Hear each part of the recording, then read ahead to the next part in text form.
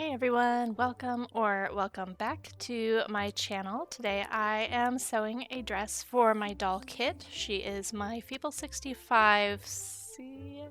I have never figured out how that doll name is supposed to be pronounced, but recently I decided that a lot of my dolls just needed some basic everyday clothing, and I already have a fantasy dress pattern that I designed for this doll body, so I figured I would just make one. It's been a while since I made a dress. They're honestly one of my favorite things to sew, and I figured it would be a really quick and easy project to make that doll feel a little bit more put together. I kind of felt like I was supposed to be working on Garam because he was the doll that I kind of planned out working on. Like, I did all the outfit designing and really just need to pick out fabrics and start making things for him, but I also haven't had a chance to do his face up yet, and that's one of the first things that I like to do for my dolls so that they feel a little bit more together and real and lifelike as I'm making the outfit and putting it right on them. So I figured I would just, pull something else off my to-do list that I recently put together. This pattern, like a lot of patterns I make, is available on my website as a free download, so if you have a doll with similar measurements to this, you can make your own. A lot of my patterns already have completed tutorials, but I honestly don't know if I have a tutorial up for this one or not. I feel like I do, but I honestly can't remember, and I didn't go look because I just wanted to sew something, honestly.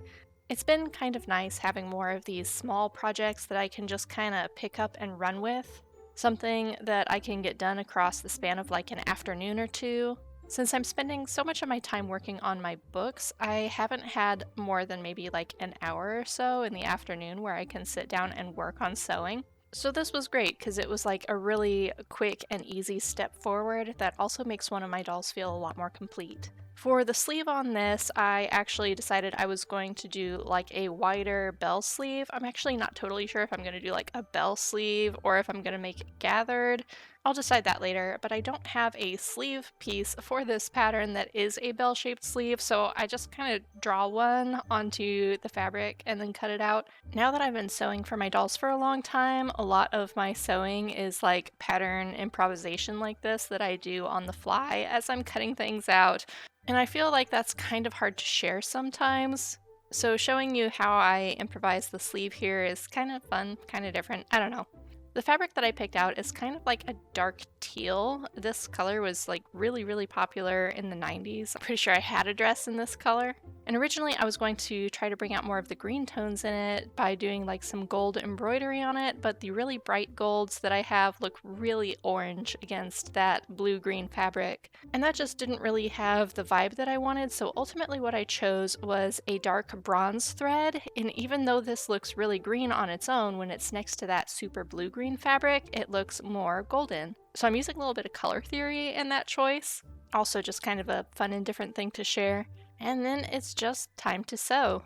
Right when I started filming the sewing, I was using a teeny tiny little Canon tripod that I found that I think is supposed to be used for phones, but I wanted to see if it was going to be strong enough to hold up my camera. Since I recently changed to using a Sony ZV-E10 instead of my Canon T3i DSLR, I figured it might be able to because it's a much lighter camera, and it worked really well, but that little tripod has to sit on the desktop right next to the sewing machine, so it ended up like vibrating really badly as I was sewing, and I was worried that it was going to look terrible in video. And once I sped up the video, it wasn't as noticeable. It just kind of like naturally stabilized itself in the image, but overall I decided that probably wasn't going to be a great way to film my sewing. So I did end up switching back to my usual tripod, which is unfortunately kind of cumbersome, and I feel like I can never get quite as good of shots with it as I can with something smaller that can get up really close.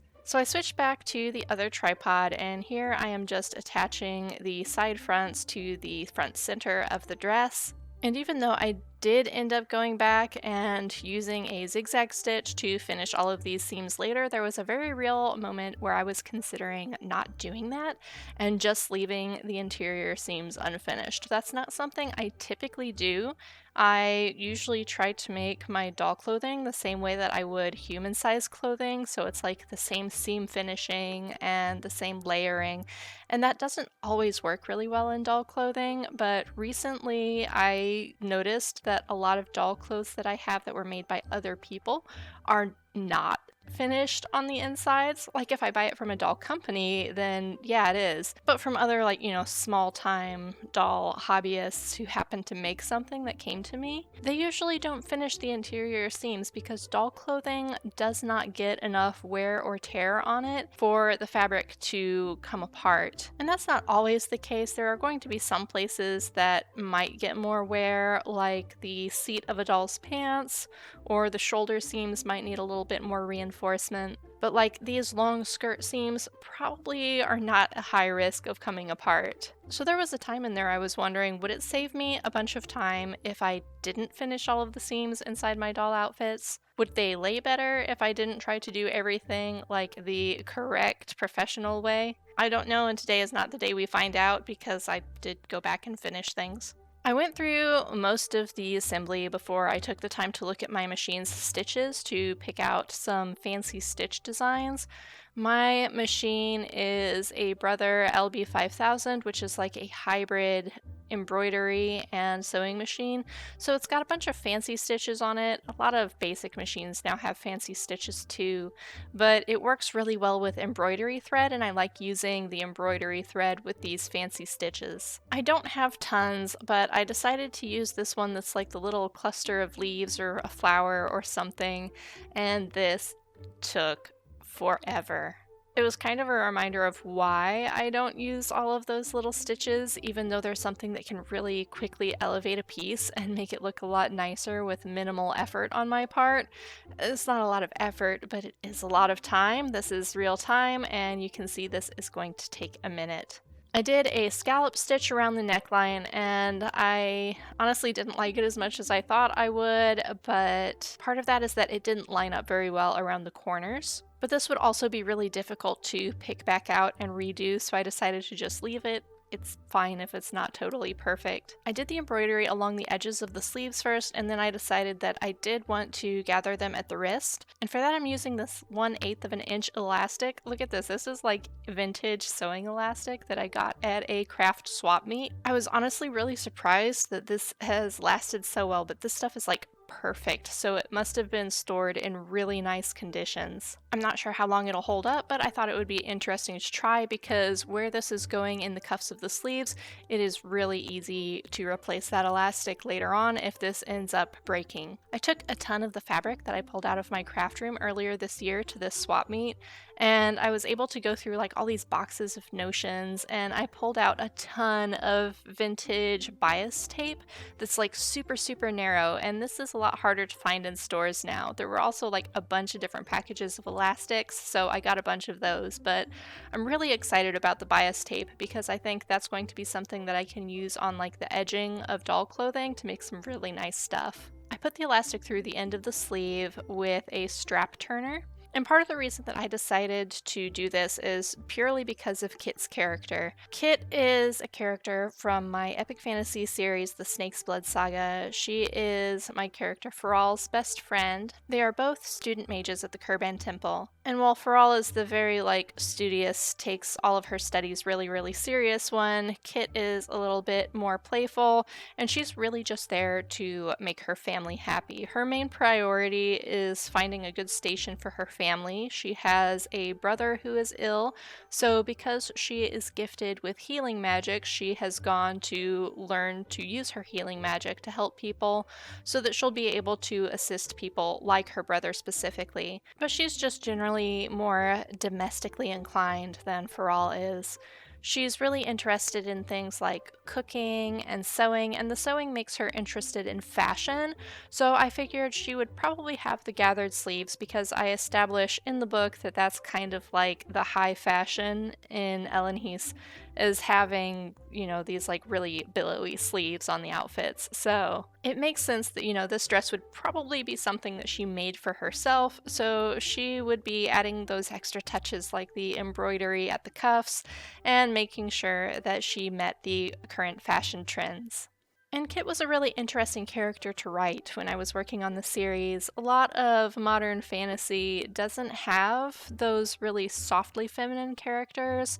It's always focused on the really strong ones, the ones who can fight alongside the men, and I think That's fun, but it also leads to us forgetting that there are a lot of us who are, we're the more girly girls. We like the sewing, we like the fashionable clothes, and there's nothing wrong with that either. So I wanted to be able to portray that as a good thing. And hopefully it came through some in her character.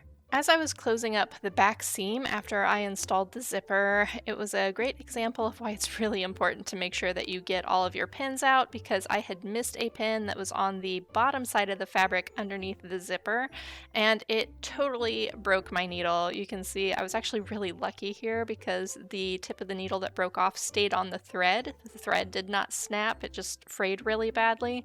But this would have gone flying, and that could have hurt a lot. So you got to be really careful. The last thing I do for this dress is the hem and the embroidery along the hem. And most of the time I would do like a rolled hem on this, but I decided that it was probably just fine with a zigzag along the edge and then just doing a hem that was folded over once. So I'm making an effort to recover from that perfectionism of having to have every seam done exactly correct. After the hem is done, I use the thread as a guideline for putting on the embroidery, and I use that same, like the 4 leaves or little flower, whatever it is, for the first part of the embroidery. And the skirt is like a 6-foot long hem. It's a pretty full skirt. Maybe it's not that big, but it's really big, and this is like the most tedious and boring thing. It ended up taking me half an hour to go all the way around the skirt. This is the fastest my sewing machine can go for this stitch. And it was pretty mind-numbing, but it's also kind of nice to have time to sit and think about stuff while doing projects like this. And I spent a lot of time thinking about some of the books that I'm going to be working on next year. After I get all the way around the bottom of the skirt with that stitch, I go back and then I add a wavy one underneath it just to add a little bit more weight. This is going to help the hem lay down the way that I want because it's making it heavier. One problem that I often have with the bottom hems on doll skirts is they like to flip because it's so small and there's not a lot of fabric weight, so that's going to help hold things the way I want. And a lot of you are going to be really proud of me because I actually ironed this after I finished sewing. I don't always iron everything, and that makes people really upset when they're watching me because it's not the right way to do it.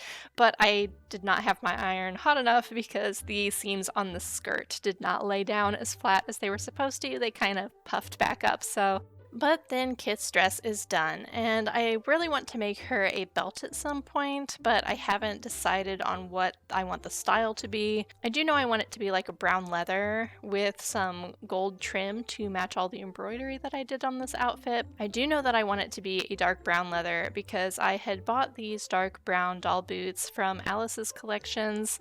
I guess that was last year, maybe it was the year before. So I'm going to try to make the belt match those. So now that she's in a dress instead of her training robe, she looks a lot more relaxed, and I think this is a really pretty color for her. I love how it looks next to her auburn wig, and I also like that it makes her eyes look a lot more green. But that is what I did this week. Thank you for joining me, and I'll see you next time. Bye.